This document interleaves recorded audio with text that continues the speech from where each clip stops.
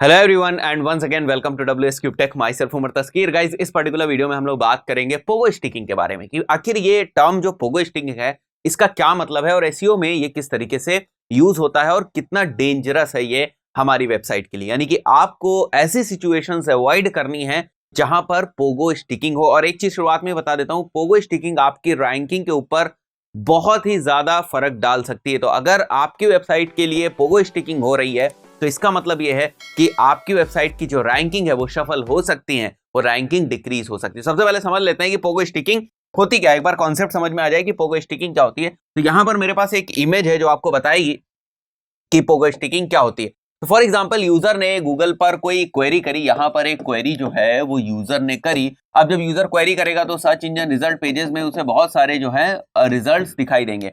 अब वो क्या करता है, यूजर क्या करता है, वो मान के चलते हैं वो इस रिजल्ट के ऊपर गया।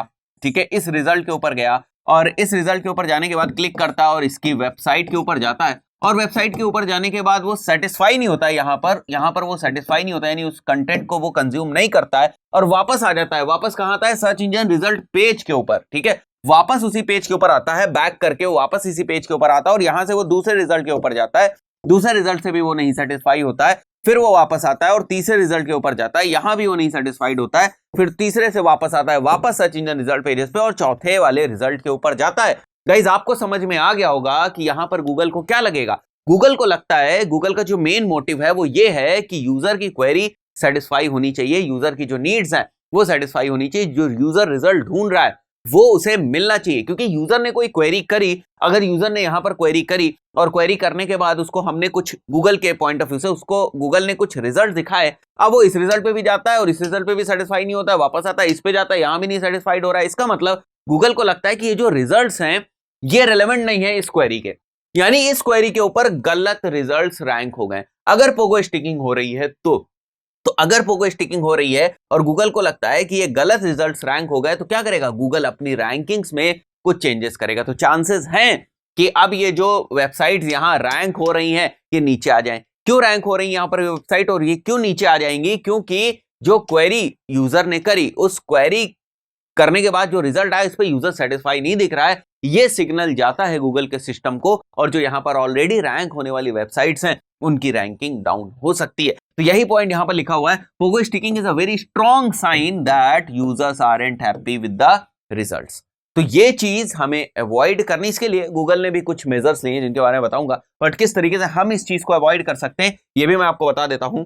तो ये जो कॉजेस है बेसिकली पोगो स्टिकिंग के, ये क्यों होते हैं इसको समझते हैं। Slow page loading time. ठीक है, पेज लोड ही नहीं हो रहा है तो यूजर ऐसे ही वापस आ जाएगा, वो बैक से ही सारा चीज होती है, राइट।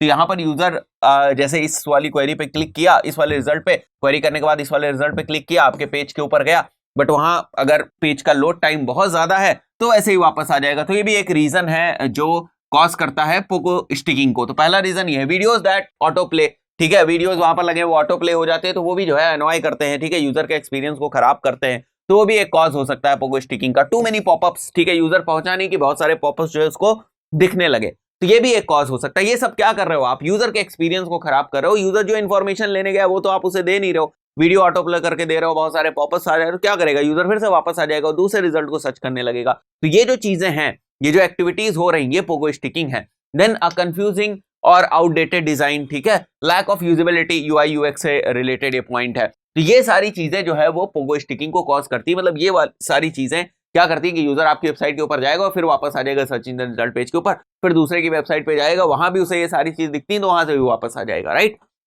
तो गूगल को क्या लगेगा, वो सारी वेबसाइट जो रैंक कर रही है वो गड़बड़ रैंक करेगी क्योंकि यूजर की क्वेरी को सेटिस्फाई नहीं कर रही है। यूजर सेटिस्फाइड नहीं है तो धीरे धीरे उनकी रैंकिंग्स डाउन होनी शुरू हो जाएगी। तो पोगो स्टिकिंग रैंकिंग को इफेक्ट करता है। इससे बचने के लिए गूगल ने एक चीज तो आपको दे रखी है, वो ये कि यहां पर जैसे आपने कोई क्वेरी करी, क्वेरी करने के बाद आपको बड़े सारे रिजल्ट दिखे, उन रिजल्ट्स के ऊपर क्लिक करके आप उस वेबसाइट पे जाते हैं। अगर उस वेबसाइट से वापस आते हैं, ठीक है, उस वेबसाइट से आप वापस आए मतलब आपने वेबसाइट के ऊपर गए और वेबसाइट से वापस आते हैं।